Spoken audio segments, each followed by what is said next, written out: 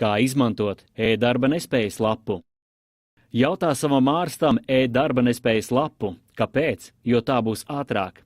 E-darba nespējas lapu var atvērt, turpināt vai noslēgt jebkurš pacientu ārstējošais ārsts. Ziņu par atvērto lapu iespējams arī nosūtīt uz darba devēja vai citu e-pastu. Informācija par e-veselībā noslēgto darba nespējas lapu tiek automātiski nosūtīta tavam darba devējam. Elektroniski izrakstītu un noslēgtu e-darba nespējas lapu tev nav jāiesniedz darba devējam papīra formā, jo informāciju par noslēgto lapu viņš redz Valsts ieņēmumu dienesta EDS. Savukārt iesniegumu pabalsta piešķiršanai Valsts sociālās apdrošināšanas aģentūrā var iesniegt izmantojot www.latvija.lv e-pakalpojumu, atzīmējot iesniegumā konkrēto darba nespējas lapu.